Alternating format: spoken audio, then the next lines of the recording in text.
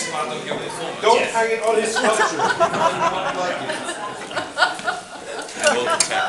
Democracy. You want the scarf? Yes, why not? Okay. Yes, it suits me. Black and red. Red for revolution. Black for the bleakness of the human heart. Yes. Okay. Yes. Well, thank you very much for the invitation. It's a rare pleasure to be in a position to share this kind of environment. The combination of friendship, poetry, and argument. It's you know, one of those rare occasions when you can actually experience this. Now, patricide is the beginning of autonomy. So, as a Greek, I always felt the need to distance myself from ancestry worship, to kill off the ancients myself, and to say away with ancient Greece. But unfortunately,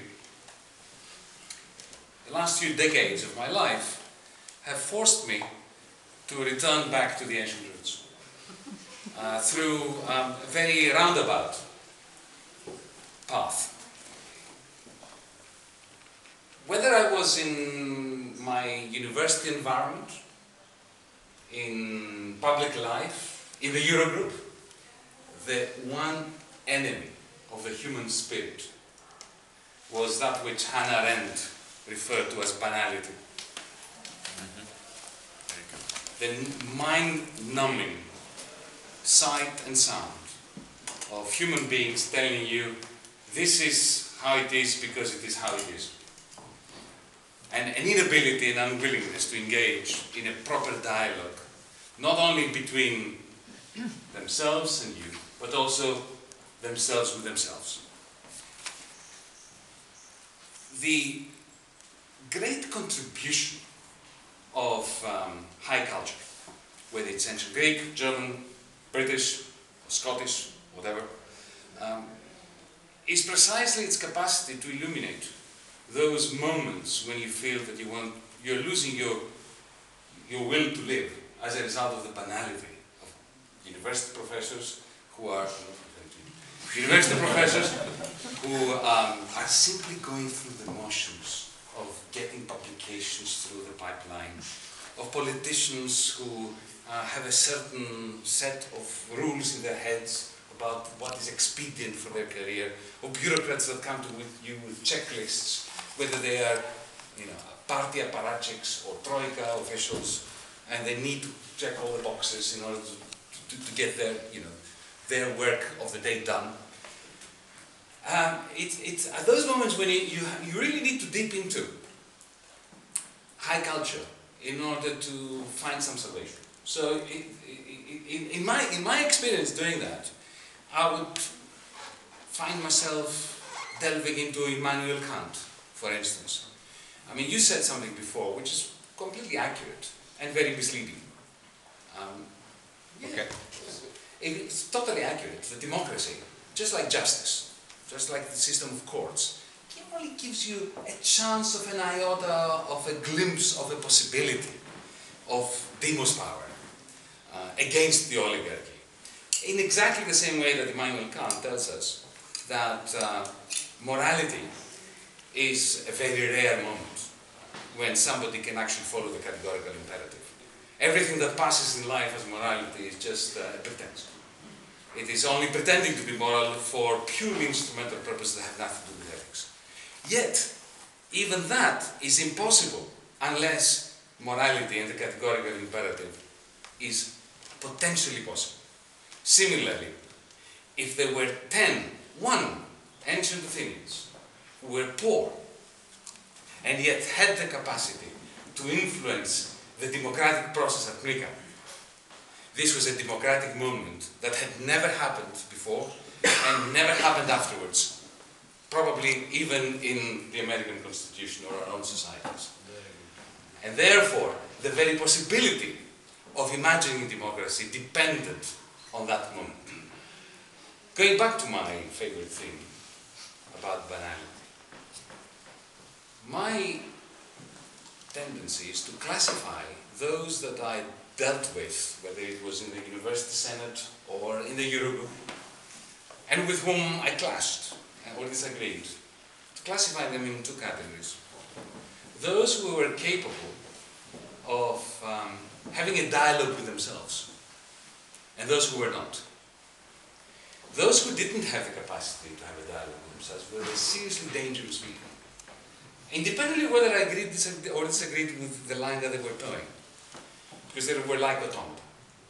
And all dictatorships need automata in order to be built upon.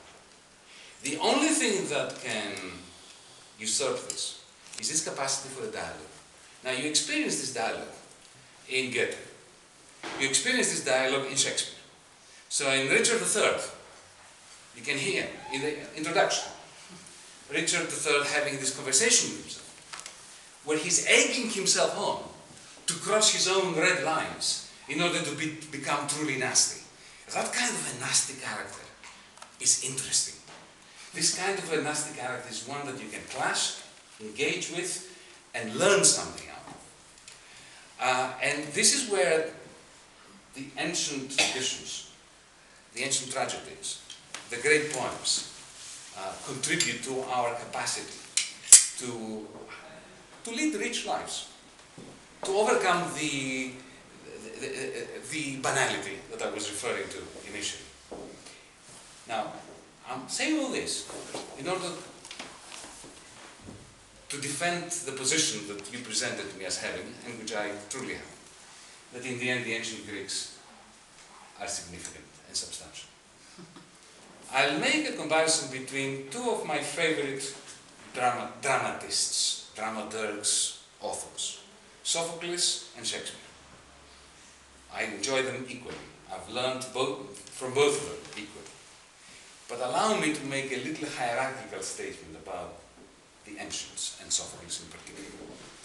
In Shakespeare you have these characters that are tragic to the extent that each one of them is trying to do their best. None of them are really bad or good. Just like in the ancient tragedies. They face the serious problems posed by the power of prophecy, by the fact that they are having a dialogue with themselves. I mentioned Richard III. But it is only in Sophocles that you find something unique, and that is the capacity of Oedipus to understand the power of prophecy and to try to avoid it. To leave Corinth in order to avoid his fate of killing his father, and ending up killing his father because he tried to avoid the fate of killing his father. And then afterwards, taking the retribution upon himself for having failed through a dialogue with himself to avoid the power of prophecy. Now, the power of prophecy is the greatest enemy that our societies face. At the moment, you mentioned Europe and Germany leaving, or Greece leaving, or Europe disintegrating.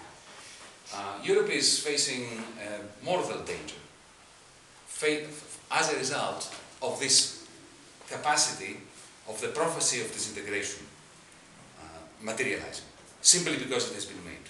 Simply because the inevitability of the European Union is no longer there. As a result of Brexit, as a result of the various forces that are pulling us together, apart, instead of together.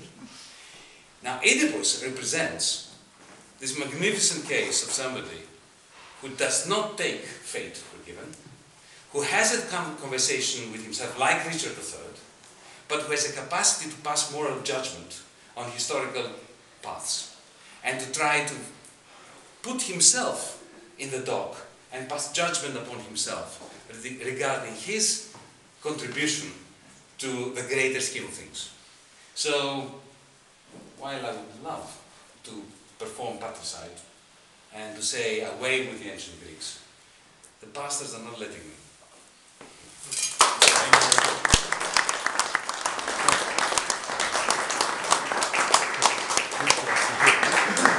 Your turn. Yes.